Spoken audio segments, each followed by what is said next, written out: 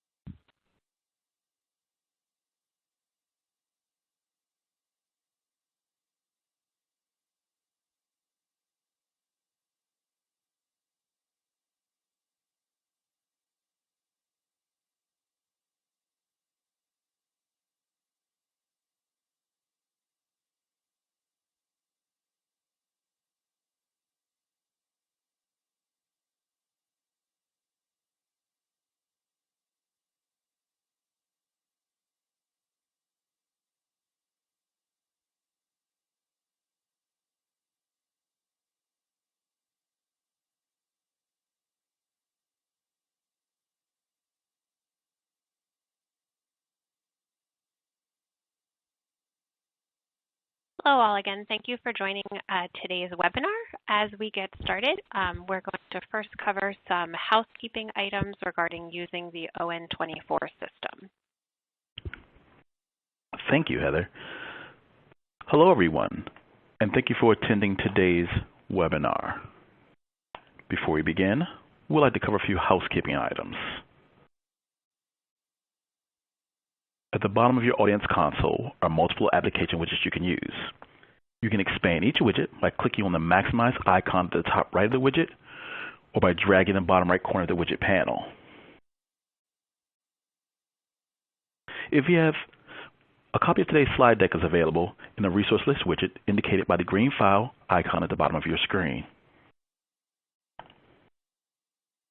If you have any questions during the session, you can click on the purple Q&A button at the bottom and submit your question. You can submit questions anytime during the webinar. If you have any technical difficulties, please click on the yellow Help widget. It covers common technical issues. You can submit technical issues also via the Q&A widget. Please note, most technical issues can be resolved by pressing F5 or Command R via Macs. Finally, an on-demand version of this webcast will be available one day after the webcast using the same audience link used to join today's event. Now let's introduce Heather Zevery. Heather, you have the floor. Great. Thank you, Brian. So thank you all again for joining today's webinar on cost analysis. I am Heather Zevery. I'm the Deputy Project Director for the SRAE National Evaluation. Our team, myself and Betsy Keating, one of my colleagues, will be the presenters during today's webinar. This is the first in a series of planned webinars that will occur throughout the remainder of this year to help introduce SRAE grantees to a range of evaluation topics. As I mentioned, all of these webinars are being planned as part of the SRAE National Evaluation that Mathematica and our subcontractor Public Strategies are conducting for FISB. Recognizing the current circumstances we are all facing, I did want to note that we are planning to repeat today's webinar in the near future. We will be sending an invitation for this second event once the date is set. Also, I wanted to note that the recording from today's webinar will be available for viewing in a few days. We are also uploading the slides from today's webinar to the SRAE website tomorrow. As I mentioned, this work is occurring as part of the contract held by Mathematica and its subcontractor Public Strategies for the SRAE National Evaluation. The content we'll cover during today's webinar does not necessarily reflect HHS policy or requirements. So today's webinar has 3 key objectives. We are aiming to introduce cost analysis to you all. As part of this, we'll be covering what is required to complete a cost analysis for your program, as well as some of the limitations of conducting a cost analysis. We'll also be introducing to you a tool that can assist with conducting a cost analysis. During the webinar today, we will explain the tool and demonstrate how to use it. To accompany today's webinar, we have recently posted both a frequently asked questions on cost analysis and the cost tool that we are demoing on the SRAE website. Both of these documents, as Brian mentioned, are also available on the Resources tab on the ON24 platform. In the next few days, you'll be able to access these documents as well as the slides and the recording to get all the information you may want on cost analysis. Now, I will say, I know we are covering a lot of information on today's webinar as we introduce this topic to you and the available tool. So throughout the presentation, we're asking you to please enter questions into the chat feature on through ON24, and we'll be reserving time at the end of the webinar to answer as many questions as we can. And if we don't get to everyone's questions during the webinar today, we will be following up with folks individually after the webinar. Following the webinar too, I want to note that our team is available to further support those who are interested in conducting a cost analysis. At the end of the webinar, we will provide more information on the resources that will be available to support you in conducting a cost analysis. So I'll now introduce some key concepts related to cost analysis, including key considerations if you're interested in conducting one. And then I will pass it to my colleague, Betsy Keating, who will introduce to you all the cost tool. So what is cost analysis? Cost analysis involves the systematic collection, categorization, and analysis of data on a program's costs. Conducting a cost analysis involves identifying the full cost of service provision. The approach we'll describe today is based on what's known as the ingredients method. So when using this approach, this ingredient method approach, one itemizes the types of resources needed to provide the program, grouping together similar types of resources into a set of predefined categories. These would include things such as your personnel, supplies, equipment, and facilities. Also, then when you're conducting a cost analysis, you want to gather information on each of these resources, including assigning a dollar value to each resource, and then aggregating the cost of all resources to estimate your total program cost. Total program cost can then be combined with additional information on program delivery to calculate other cost measures. So what are some common cost measures one may calculate through a cost analysis? So by conducting a cost analysis, grantees can better understand the actual cost of providing their program. Cost analysis begins by calculating the total cost. This is the value of all resources needed to implement a program. Total cost is the sum of all resources used to implement the program. Total cost includes both fixed and variable costs for your program. So fixed costs are those that do not change based on the scale of implementation. This means that fixed costs are the same and they do not vary based on the number of youth you serve, the number of classrooms where programming is delivered, or the number of cohorts you may offer. An example of a fixed cost could be rent for office space. In contrast to fixed costs, variable costs do vary. These costs depend on the number of youth served and the overall scale of implementation. For example, the amount of supplies needed and the number of staff both depend on the number of youth you are serving.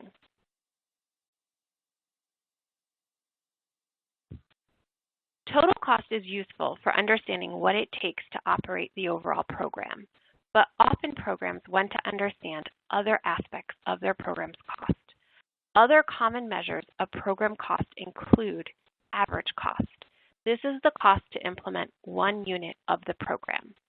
Common ways to think about average cost could include the cost to serve one youth, the cost to operate in one classroom, or the cost to operate one cohort. Another measure is marginal cost. So while average cost looks across the full program, marginal cost looks at what it costs to add one additional unit of the program. For example, one may want to know what it costs to serve one more youth, or what it costs to add a component to your existing program. And the final cost measure I want to talk about is referred to as allocation of cost. So here you're using your total cost. You may want to unpack this cost to understand how your resources were allocated. So one could look at how total cost was allocated to your various resource categories. So this could be how total cost is divided across your personnel, your supplies, your equipment. Or you might want to look at how costs are allocated to specific program components. If your program has 3 separate aspects, you might want to know how your total costs are apportioned to each of those components and its allocation of cost that can help you to do that. So why conduct a cost analysis? A cost analysis helps your program know how much it costs to operate. This includes knowing the resources used by the program and the value of these resources. Cost analysis relies on actual expenditures, not budgets. And this is very useful, as conducting a cost analysis can better inform your program with future budgeting and implementation planning. Cost analysis can also help organizations track cost over time and identify factors or drivers that are affecting your costs. By better understanding costs and how they change over time, organizations may be able to develop and implement cost-saving strategies. With cost-saving strategies, grantees may be able to expand programming or serve more youth within their existing budget. Cost analysis provides a foundation for other types of economic evaluation, namely a cost-benefit analysis or a cost-effectiveness analysis.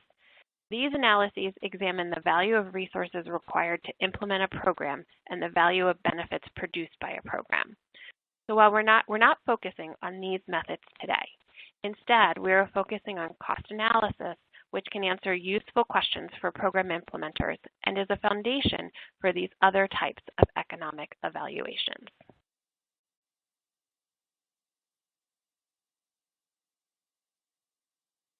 So cost analysis typically requires a program to make a set of assumptions prior to starting that help to define the analysis and what it can address.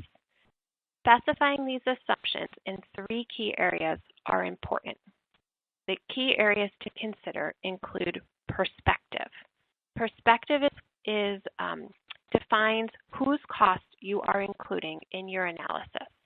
Grantees may view costs from a variety of perspectives, including the cost to the grantee, the cost to the sub-awardee or implementing organization, the cost to participants, or the cost to society as a whole. Specifying the perspective is important to understand what costs you want to include. For example, if you're a grantee conducting the analysis, you may receive funding from multiple organizations to operate your program, and you want to account for the full program when conducting your analysis. As such, you would include or consider resources for the full program, considering all of your funding sources. In contrast, if you are an implementing agency or a sub-awardee wanting to conduct a cost analysis, you may want to focus just on what the costs of implementing the program are for your agency. A second key consideration is time frame. This defines the time period included in the analysis. A cost analysis may include a single year, multiple years, or a portion of a year. Clearly specifying this before starting will guide you in identifying what expenditure data you will need. In defining the time frame, you might want to focus on the period of what's called steady state operation. This involves focusing on when your program is operational, meaning your program or curriculum has been selected, your staff have been hired and trained, and your partnerships have been established. And then a third consideration would be scope. And this defines what parts of the program you are including in your analysis. Depending on the question you are looking to answer, your analysis could look at your full program or only at selected components of your program. So what data might you need to conduct your cost analysis? So cost analysis must capture the value of resources required to operate the program. And this requires actual expenditures, not budgeted amounts, for your personnel costs, contractor costs, supplies and materials, equipment, facilities, and indirect or overhead costs. Depending on your selected time frame, you may also consider including costs for training or other aspects of program startup. Beyond expenditure data, cost analysis may require additional data. These data could include in-kind contributions. These data capture the value of resources that you are using without a charge. They could include things such as volunteer labor, donated goods, or space you get free of charge for implementation or training. For organizations who are looking to replicate a program, knowing the value of in-kind contributions received by your organization really helps to provide a full picture of the full cost to implement the program. Another type of data you might consider collecting is on staff time use. These data indicate how much time staff spend on specific activities, such as recruiting or providing services to youth, collecting data, or administering the program. Staff time use data can also help understand how much time staff are spending on specific components of your program.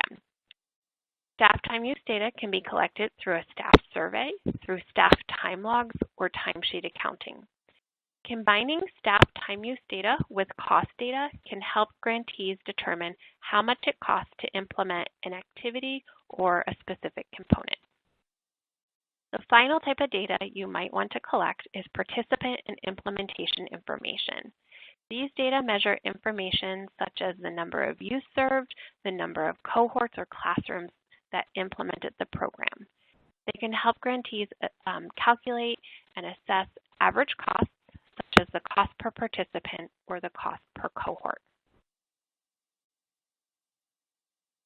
The needed data really depends on the questions you are looking to answer through your cost analysis. This table provides several sample research questions that a grantee may want to answer. For each question, we identify what data would be needed to address that question. One takeaway from this table is that in all research questions, expenditure data is always going to be needed.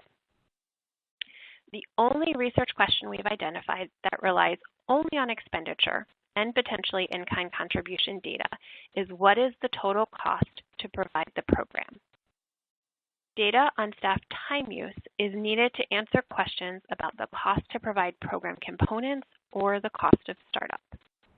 And then data on participants and implementation is needed to answer questions about how much it costs to serve one youth or the marginal cost of serving one more youth.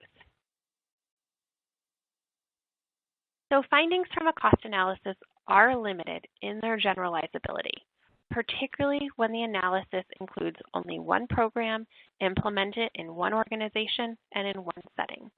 When you're conducting a cost analysis such as this, you want to be careful to not generalize your results because they might not apply to other programs, other settings, or other organizations. A cost analysis in this case is still incredibly useful to your own program as a planning tool. It's just thinking about how broadly and how applicable that is to other programs is where we give the caution. A cost analysis also does not provide enough information about cost effectiveness or whether the benefits of the program outweigh the costs. To answer questions about these topics, you would really need to complete additional analyses, such as assessing changes in participant outcomes or program impacts, and then quantifying the program benefits in monetary units. Now, as I mentioned, cost analysis is an important step in conducting these additional economic evaluations. It's really one of those foundations, but to do a cost effectiveness or cost benefit analysis, you would need additional data for that analysis.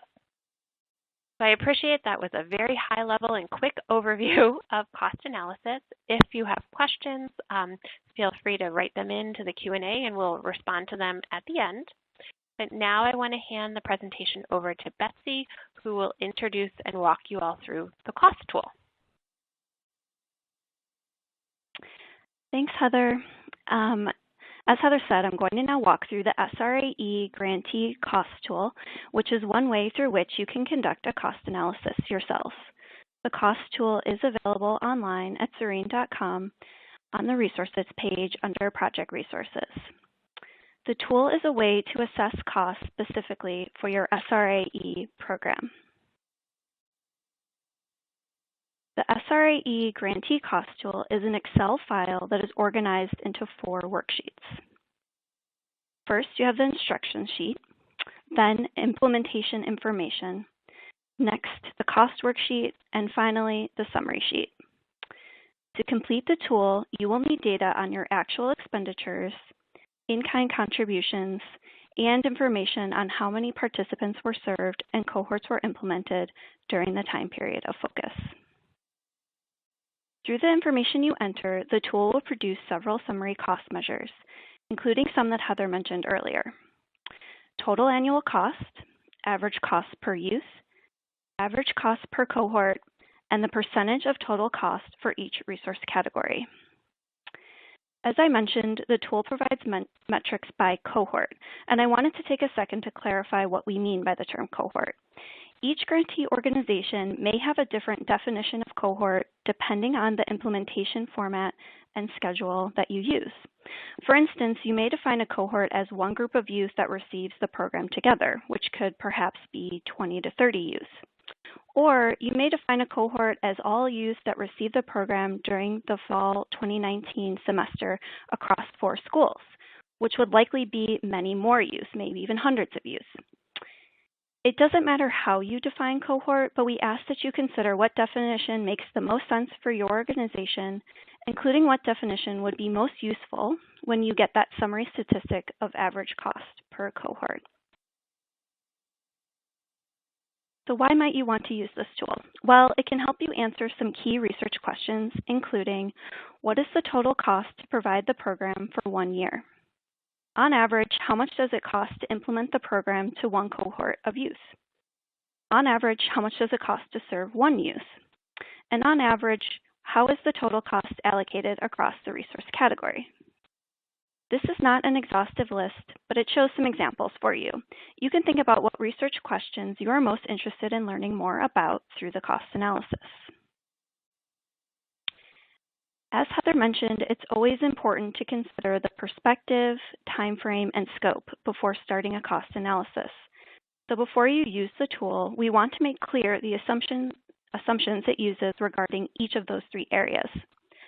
So first, in terms of perspective, the tool is organized to collect costs from the perspective of the implementing organization or direct service provider, as detailed information on actual expenditures is required to complete the tool.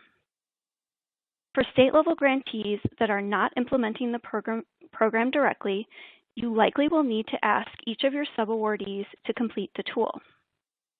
For grantees with a developmental SRAE grant, you will have the perspective of your own organization, and you should enter data from all your sites. In terms of time frame, the tool assumes a time period of 1 year during steady state implementation. And by steady state implementation, we mean your program is up and running and all of your startup activities have been completed. So that means you would have already hired and onboarded staff at the beginning of your grant period. You would have already made decisions around what program you want to implement, and you would have already onboarded your sites for implementation. Basically, during the steady state of implementation, you would have the staff and infrastructure in place and in use for implementation.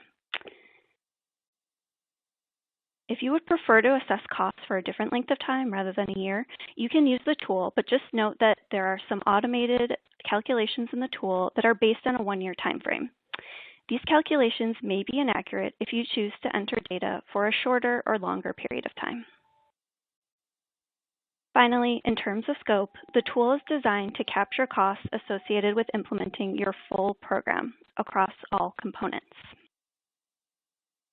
Okay, now I'm going to walk through each of the 4 worksheets in the tool in more detail. Before we do that, I want to stress and echo what Heather was saying earlier, that I know this is going to be a lot of information and we don't expect you to absorb it all just during this webinar.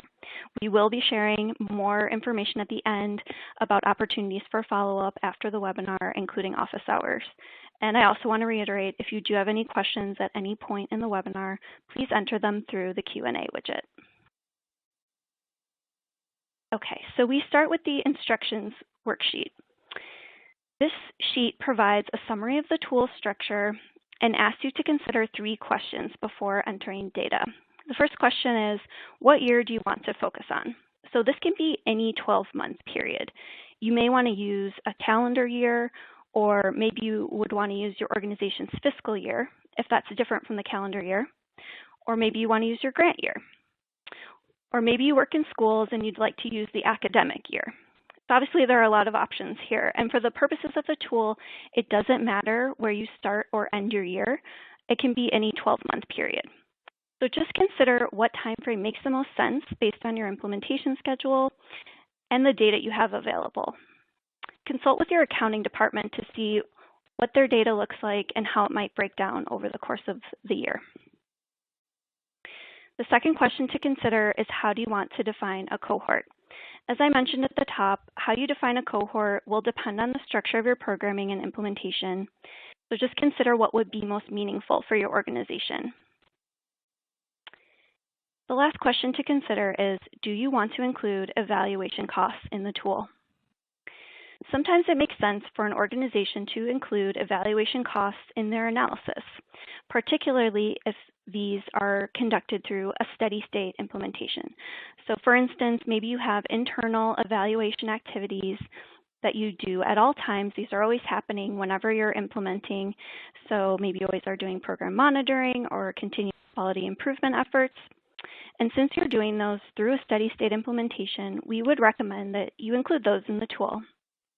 However, your organization may wish to exclude evaluation costs, particularly as they aren't directly related to the costs of operating your program specifically. So, for instance, suppose you had an impact evaluation and you had a treatment group that's receiving your program of interest, and then a control group that's not receiving the program but is getting incentives to participate in the evaluation. Those incentives have a cost, obviously, to your organization since you have to pay for them, but that cost is not really directly associated with implementing your program, which is the treatment group is getting. So you will just want to consider whether you want to assess your costs in the context of your impact evaluation, or if you want to assess costs kind of separate from the evaluation. One other wrinkle to consider here is performance measures. There's a good case for including the cost associated with collecting and reporting performance measures for the purposes of understanding the costs of operating your program under SRAE funding, which includes all the SRAE requirements like performance measures.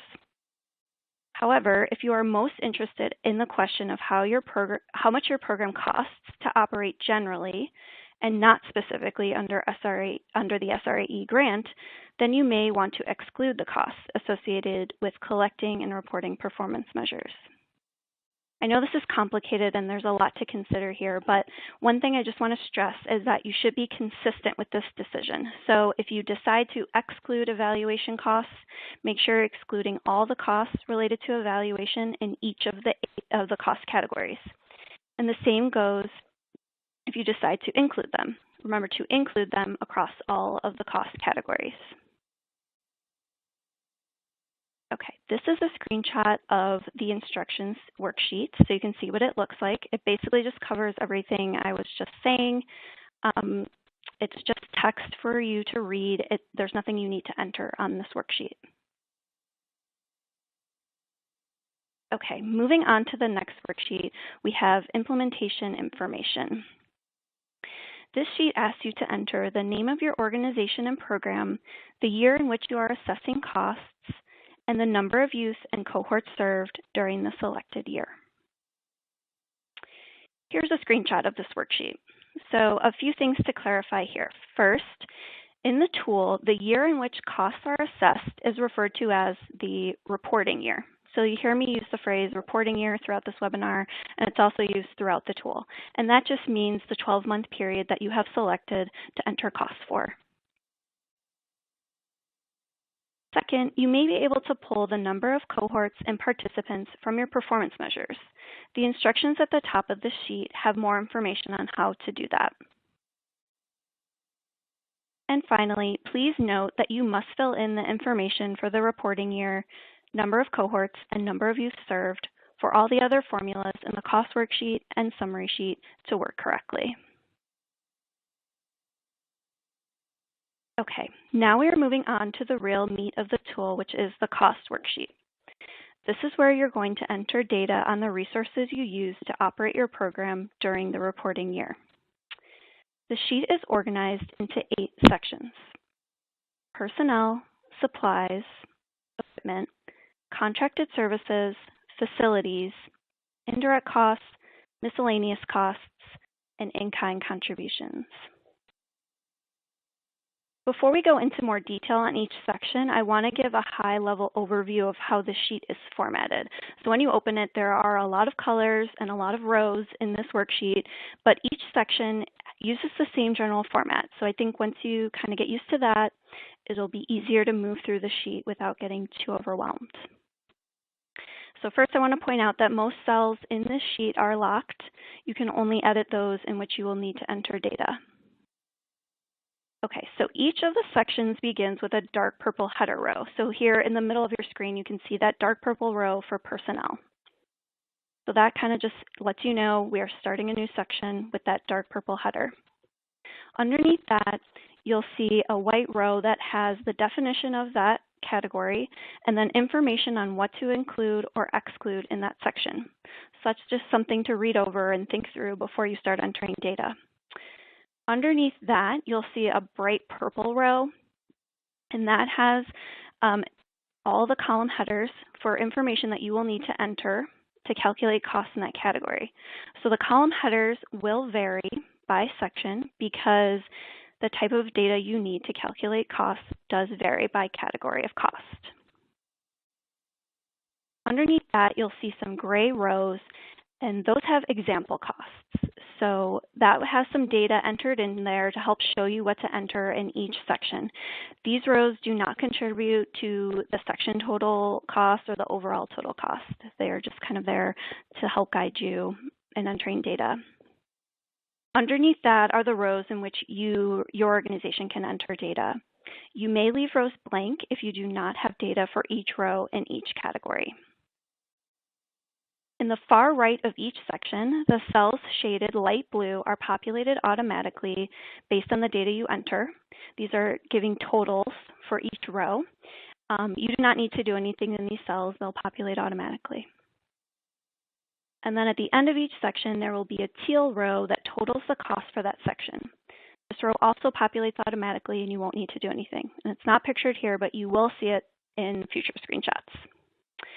Okay, we will quickly go through all 8 sections now, paying particular attention to a few that are a bit more complicated. I just want to say you don't need to overly stress about which section to put a particular cost. Do your best to put each of your costs in the right section and make sure you get every cost in the tool somewhere. The exact section is not as important as making sure you are counting every single one of your costs somewhere in the tool.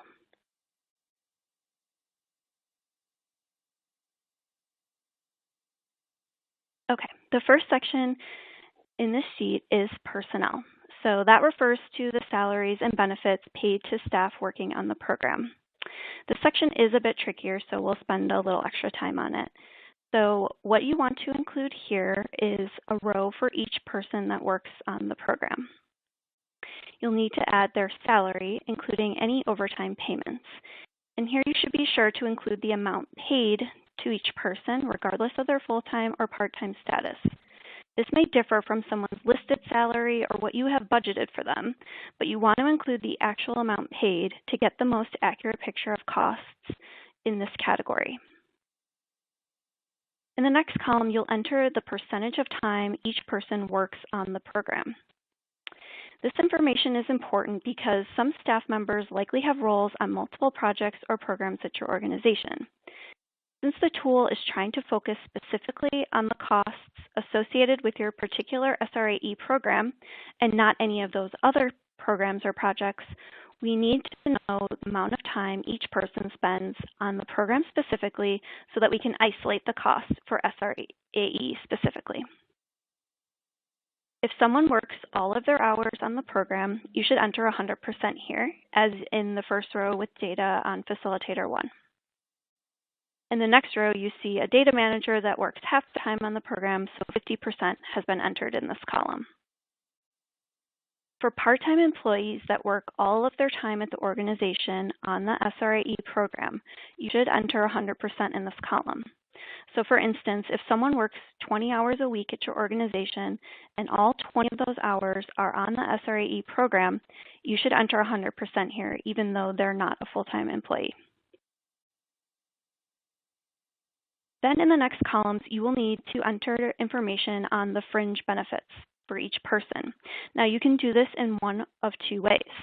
First, or either you can enter the total amount of annual fringe benefits paid for this person, so that would be a dollar amount, or you can enter the percentage of their salary that was spent on fringe benefits, so that's a percent. You do not need to enter data in both of these columns. So speak to your accounting department to see what would be easiest for you to pull together, whether it's that dollar amount or if it's the percentage. Note that the final three blue columns in this section will automatically populate once you enter data in the earlier cells. So we have a column with the total salary, total fringe benefits, and then total salary and fringe benefits. And then there you go at the bottom, you see the teal row with the total annual cost for the personnel section.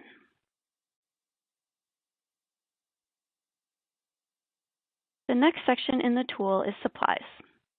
Supplies are things that are used or replenished frequently, such as workbooks, materials used during implementation, such as poster board or markers, incentives you may pay to use, or office supplies for your staff. These are expected to last less than 1 year. This section is a bit more straightforward, so you'll just need to list each supply in its own row and then enter the dollar amount spent on that particular supply for the reporting year.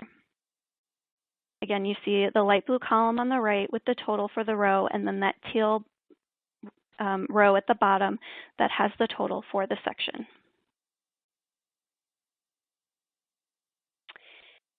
Next, we move to the equipment section. So equipment are items that you expect to last longer than a year. So things like laptops, desktop computers, tablets, furniture, etc. This is one of the trickier sections, so we'll spend a bit more time here as well. The first thing to point out in this section is that it's split into two subsections. So first we have purchased equipment, and then we have leased equipment. The two subsections in the tool are demarcated by orange rows. I know that's adding in another color here, but this is the only section with that additional formatting, and you'll see here at the top of the screenshot that orange row, which is showing the top of the purchase equipment subsection. So let's start with that subsection, the purchase equipment subsection first. Assessing the cost of purchase equipment for one reporting year can be a bit more challenging since, like I said, the expectation is that equipment will last longer than 1 year. That means that you may be using equipment in the reporting year that you actually bought in an earlier year, or maybe you even bought before the grant period. For the purposes of the tool, we want you to consider all equipment you are using in the reporting year, regardless of when it was purchased. However, because equipment is used for more than 1 year, the cost of using it for 1 year is not equal to its full purchase price each year. Instead, what we want to do is spread the costs evenly across the expected useful life of the equipment. I know the term expected useful life is a bit jargony, but basically what it means is it's the length of time you expect a piece of equipment to be functional. This is likely not something you think about every day, but there are resources online for helping determine expected useful life and including an IRS file linked in the tool in the description row for this section. So suppose you had a computer that had an expected useful life of 3 years. You would want to spread its purchase price evenly across those 3 years, so you get the cost for just one individual year. Your organization's accounting department may already do this type of work of identifying expected useful life for equipment. So the tool offers 2 ways to handle purchase equipment.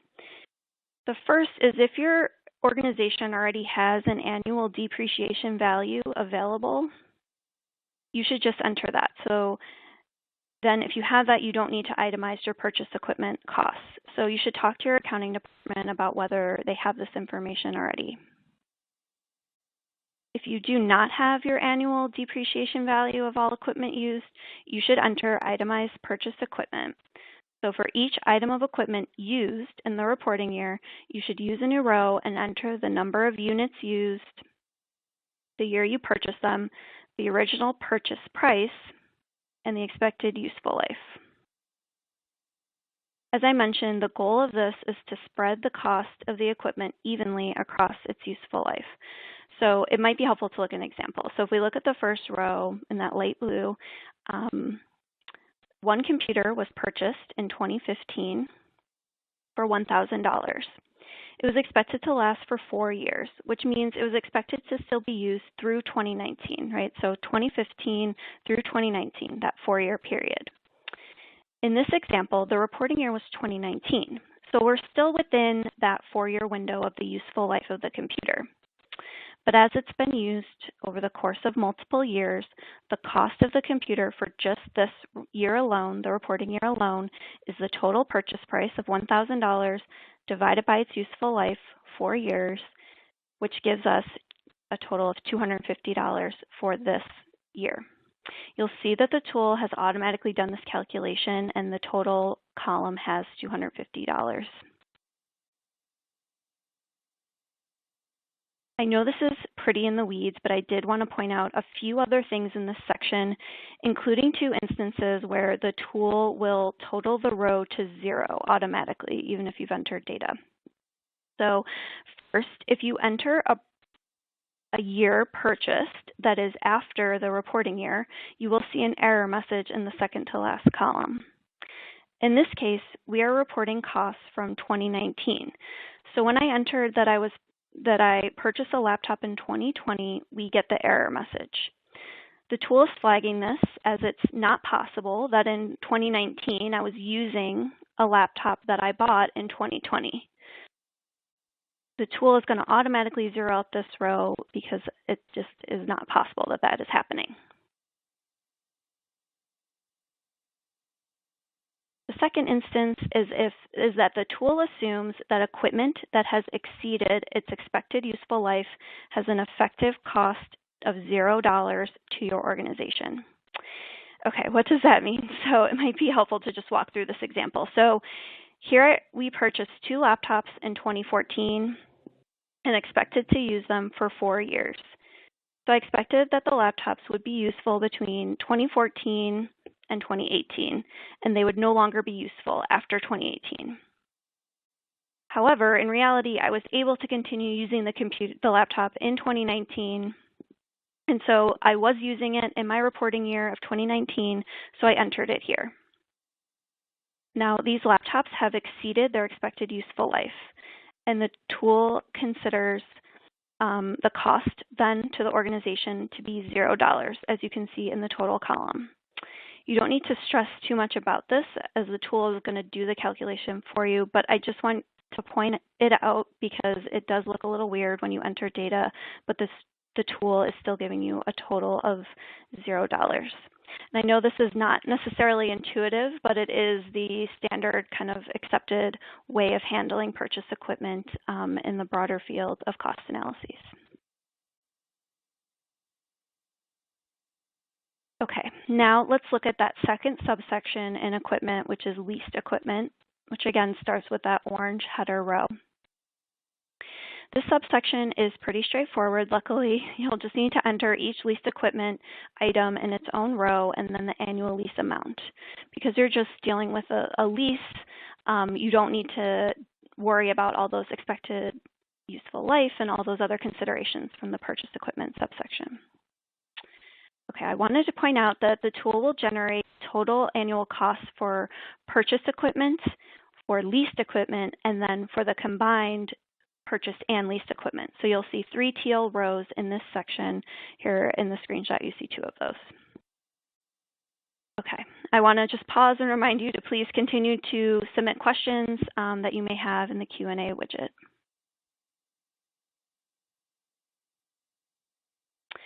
Our next section is contracted services. So these are payments made to another company, organization, or individual for a particular service.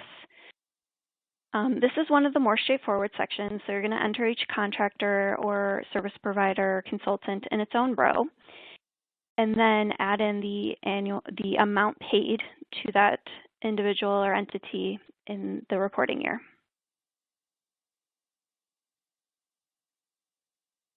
The next section is facilities, or any space that you use for operating the program, including office space for your staff, implementation space for when you're having programming with youth, any other space that your program uses or needs. You will enter each facility that you use for the program in its own row, and then you'll enter the total amount paid in mortgage or rent for that space, and then the annual utilities cost for that space as well. Next, you will need to consider the percentage of the space used by the program. If you use the full space for your SRAE program, you would enter 100% in this third column or fourth column.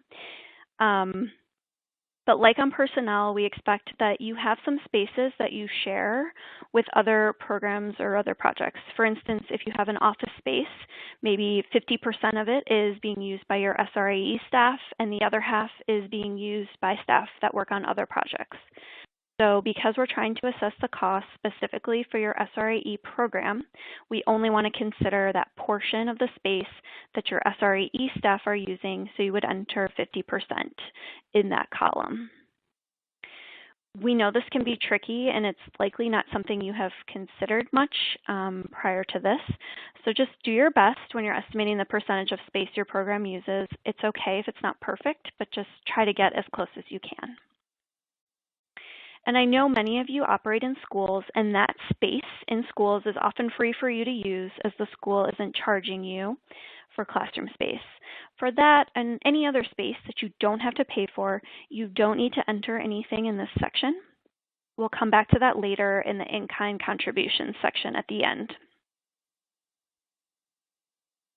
Okay, the sixth section is indirect cost, which refers to costs associated with agency functions that are shared across all staff, such as HR, marketing, accounting, things like that. This is also sometimes referred to as overhead costs. In this section, you will just enter one number, the total amount of indirect costs incurred. You may need to work with your accounting department to figure this out. Okay, we are getting there. We are now in our seventh section, miscellaneous costs. This is for items that don't neatly fall into one of the other cost categories. This could be things like fees to your developer or fees for a particular software that you use. Maybe you have cell phone plans for your staff or gas payments for your facilitators traveling to and from sessions. You should include each item in its own row and then provide its associated cost for the reporting year. If a cost is listed elsewhere in the worksheet, do not enter it here. And as I mentioned at the top, you shouldn't stress too much about getting each cost exactly in the right category. If you aren't sure where something should go, you can enter it here in the miscellaneous cost section. Just remember to not double count costs. You only want to include each cost one time in the tool. Okay, the final section in the cost worksheet is for in-kind contributions. As Heather mentioned, there may be things that your program receives free of charge, such as donated labor or volunteers, donated goods, or donated space. These are likely not already listed in any of your accounting records since you haven't had to pay someone for them. So unlike the first 7 sections where you are listing actual expenditures for which you likely do have some accounting records, here you won't likely have any accounting records to help you. You may need to actually estimate the value of the in-kind contributions. So we suggest that you first do a full accounting of all the in-kind contributions that you need and use to operate your program. It's important to go through the exercise of identifying all your in-kind contributions first. And then once you have your list, you can try to value each of them. While it's preferred to have all contributions valued, the tool does give you flexibility to not enter an estimated value if you truly cannot get a good estimate. So I know this is another area that is tricky, but we recommend that you are at least entering all your in-kind contributions in its own row, and again, trying your best to estimate the value of each item. As one example of how you might do that, for volunteer labor, you could use the number of hours volunteered, then multiply that by a typical hourly wage at your organization for that type of position. And that will get you a rough estimated value of that volunteer labor. As I mentioned, while we urge you to try to provide a value for all in-kind contributions, we recognize that may not always be possible. In this example, the organization wasn't able to estimate the value of the donated space they used at a local organization for staff training. And that's okay, but you will see a flag at the bottom of the section noting that not all in-kind contributions were valued, which may mean that your overall total cost for in-kind contributions is an underestimate. This flag will also appear in your summary sheet in the tool. The flags are there to remind you when you see your total costs. Those total costs don't actually include all of your in-kind contributions, and had you been able to value all of them, your total costs would likely be higher than what the tool is calculating. Okay, we successfully got through the cost worksheet. I know that was a lot of information. I want to briefly touch now on the 4th and final worksheet in the tool, the summary worksheet. So this sheet is populated automatically based on the data you entered in the implementation information worksheet and the cost worksheet. You're not going to need to do anything in the sheet. It's actually all locked, so you'll just be able to see all the calculations that the tool is doing for you. So on this sheet, you have several key summary metrics, including the annual costs in each of the 8 categories, the percentage of the total annual costs that came from each category, the average cost per cohort for each category, the average cost per youth for each category, and the total costs overall across all categories for the reporting year, and the average total cost by cohort per youth. So here's a screenshot of this sheet. So at the top, you have the number of cohorts and the number of youth served in the reporting year. That's pulled from the information you entered into the implementation information sheet. So in this example, there were 3 cohorts and 300 youth served during the reporting year. So that means there were probably pretty big cohorts, roughly 100 youth each, since, so that likely, I think in this case, you can assume there was like a spring cohort, spring semester cohort, a summer cohort, and a fall cohort. And then underneath that, you have a table that has a row for each of the 8 cost categories and different columns with different metrics. And then again, at the bottom, you have that teal row that is your total across all categories. So in this example, in the circled cell, you can see the total annual cost for the reporting year for implementing this program was $294,100. Oh my gosh, okay, $294,117. There we go. Okay, then in the next column, you see the percentage of the total annual cost spent on each of the 8 cost categories. So this can help you identify your cost drivers, seeing what categories have the highest percentages. It can also help you look for cost-saving measures or cost efficiencies, or just help you better understand your costs and improve budgeting in the future. Directly underneath the table in this tool, in the sheet, the tool will automatically create a pie chart. This has the same exact data that's in the table that we just had circled, but it's just in a different format. So here, presenting it more visually. We feel like it's easier for some people to digest in this format rather than in the table, but it really just depends on how people like to interpret data.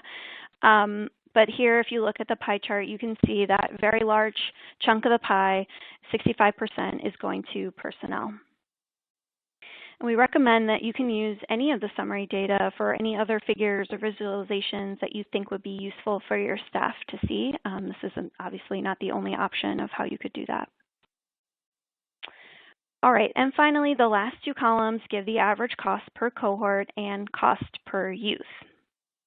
As I just mentioned, there were 3 larger cohorts in this example, so the total cost per cohort was around $98,000. And just a note that if you have cohorts of vastly varying sizes, the average cost per cohort may not be that useful of a metric for you. Finally, looking at the average cost per youth column, looking at the total row there, we see the total cost per youth was $980. So that's the total annual cost divided by 300 because there were 300 youth served in this reporting year. All right, I'm going to hand this back over to Heather to talk about resources and next steps. Great, thank you, Betsy. That was a really great walkthrough of the cost tool.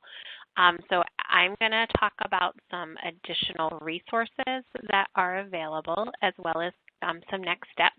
I will say if you have questions you're hoping for us to answer before the end of today's webinar, now is a great time to be starting to enter them into the Q&A widget. We have been getting some questions as Betsy went through the cost tool. I've been trying to answer them throughout the webinar, but I'll also kind of cover them all, questions we're getting for the whole group so everyone has the information.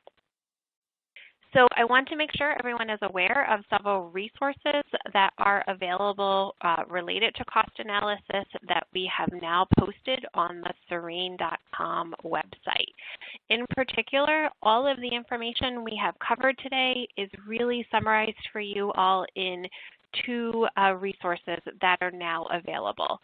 First, there is a document in the format of a frequently asked questions that reviews several questions related to cost analysis, as well as questions you may have on using the cost tool.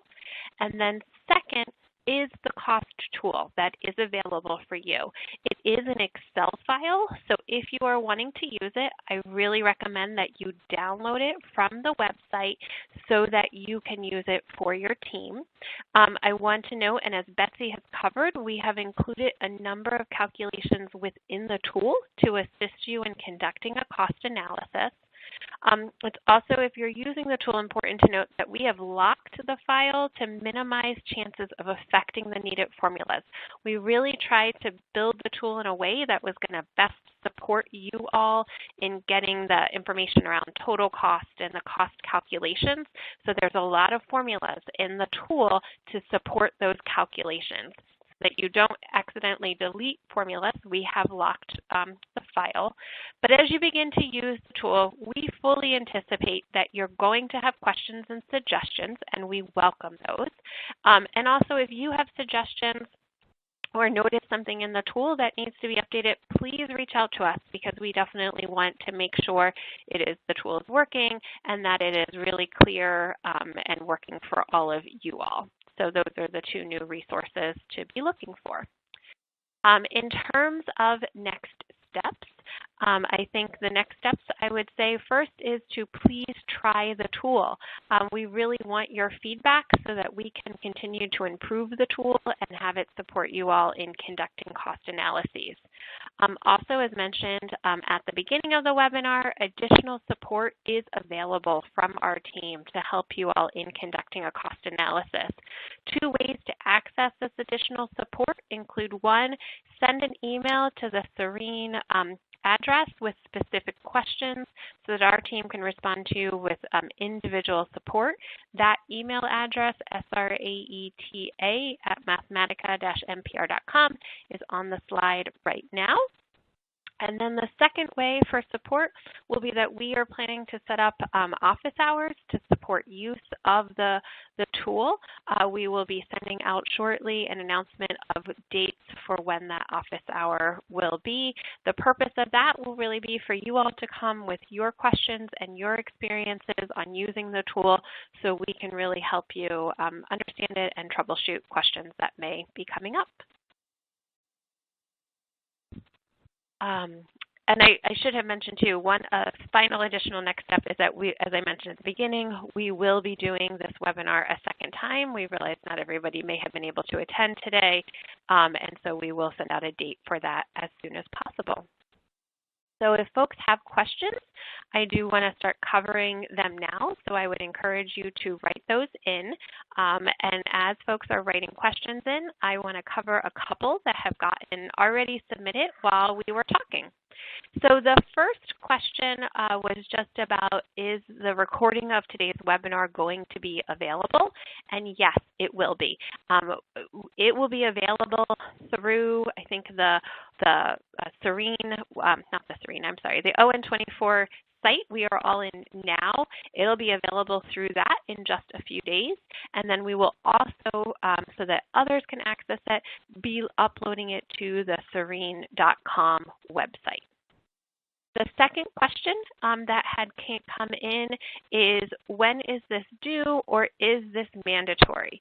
And I do want to cover that this is really intended as a tool for grantees who are interested in conducting cost analysis. This is a topic that has come up as a need and an interest when we have conducted needs assessments over time.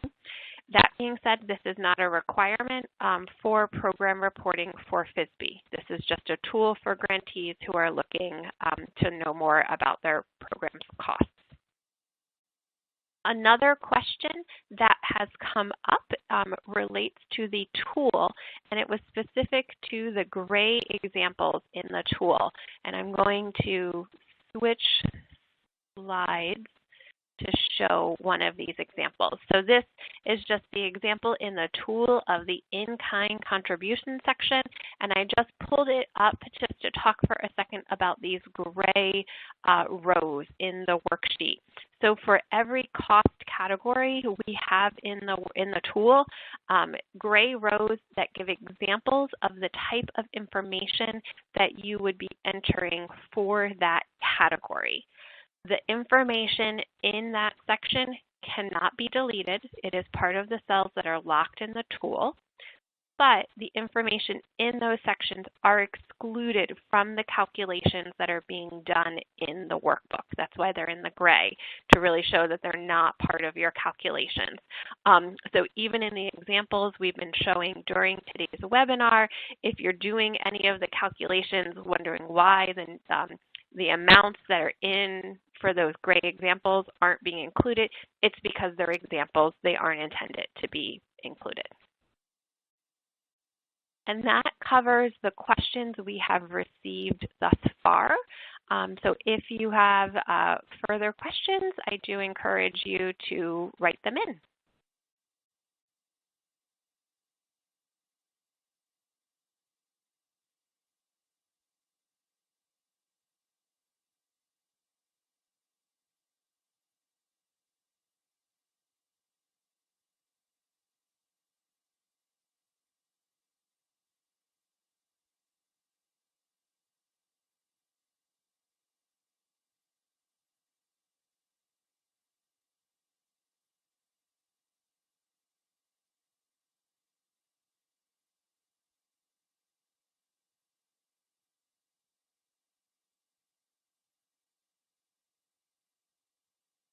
I'm not seeing additional questions being entered into the Q&A. I think we can give it another minute or two to see if anyone has additional questions they wanted us to cover during today's webinar.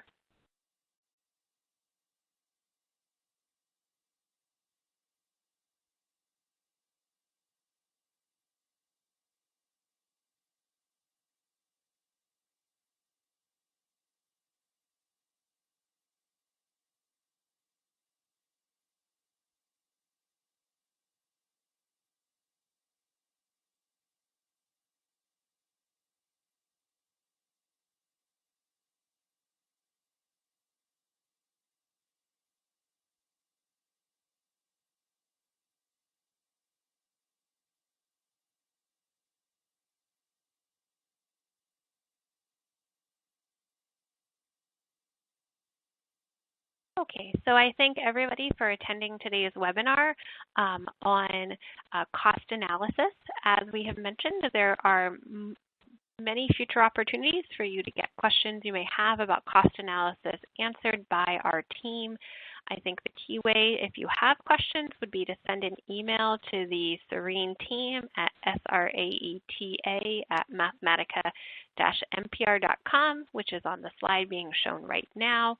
If you have questions, feel free to email our team and we'll get back to you. Also be on the lookout for the office hours we will be planning for those who want to talk more about the cost tool. And if folks from your program weren't able to attend today's webinar, but you think this information will be valuable, be on the lookout for the repeat presentation we are planning on this topic in the near future. Take care. Thank you all for attending today's webinar. Bye now.